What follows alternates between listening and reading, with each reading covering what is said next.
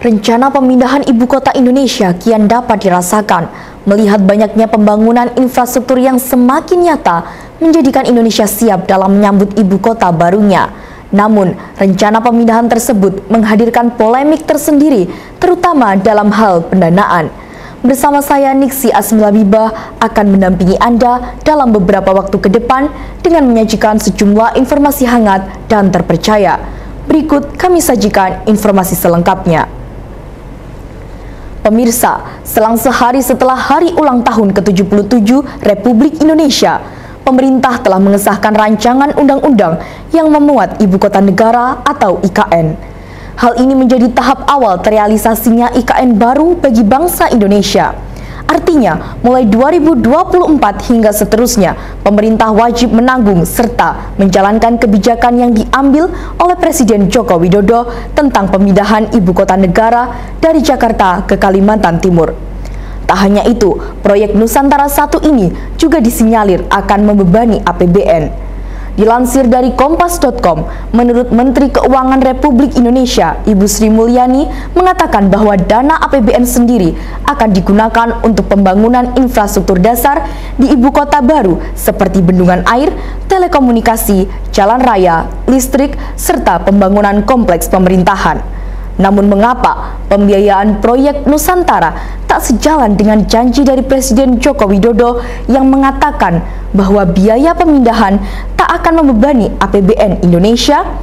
Mengingat pada 2019 lalu, menurutnya hanya sebesar 19% dari dana APBN yang akan digunakan untuk pemindahan IKN. Namun fakta yang terjadi dilansir dari situs IKN sebesar 53,5% dari total keseluruhan dibebankan pada APBN hingga 2024 mendatang.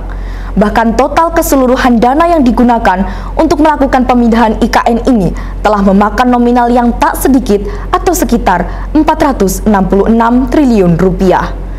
Menurut Guru Besar Ekonomi Institut Pertanian Bogor, Didin S. Damanhuri, hanya sekitar 10% dari APBN yang siap biayai IKN. Hal ini menjadi sorotan tersendiri mengingat berbagai desain pembangunan telah dirampungkan, serta rancangan undang-undang yang memuat ibu kota negara juga telah disahkan. Ditambah hingga saat ini, Indonesia tengah berada dalam fase bangkit dari keterpurukan serta penurunan perekonomian setelah pandemi COVID-19 beberapa tahun lalu. Hal inilah yang menuai berbagai konflik, mengingat proyek pemindahan ibu kota bukanlah proyek yang dapat disepelekan karena dapat berdampak bahkan hingga 10 tahun yang akan datang. Berita kedua hari ini, pemirsa, pemindahan ibu kota dari DKI Jakarta ke Kalimantan Timur telah menarik perhatian seluruh masyarakat, terutama tentang gambaran unik konsep kawasan pemerintahan nantinya.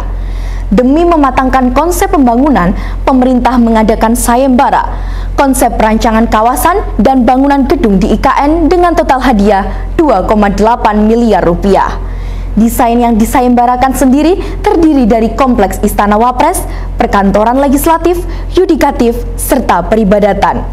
Sayembara resmi dimulai pada 28 Maret 2022 dan penetapan juara telah diumumkan pada 20 Juni hingga 22 Juni 2022.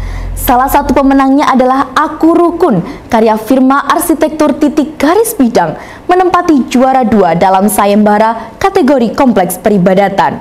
Menurutnya, kemajemukan beragama di Indonesia adalah rahmat dari Tuhan Yang Maha Esa yang harus disyukuri. Di Indonesia sendiri ada total 6 agama yang diakui yang memiliki tata cara beribadah yang berbeda satu sama lainnya. Keenamnya memiliki pola yang sama, yaitu hubungan dengan Tuhan sebagai makhluk ciptaannya, hubungan manusia sebagai makhluk sosial, serta hubungan alam semesta sebagai makhluk Tuhan yang mengatur dan memanfaatkan kekayaan alam. Ketiga pola tersebut yang mendasari konsep titik garis bidang dalam merancang kawasan peribadatan. Informasi tersebut sekaligus menjadi penutup perjumpaan kita pada kesempatan kali ini. Saya Niksi Asmilabibah pamit undur diri dari hadapan Anda. Terima kasih dan sampai jumpa.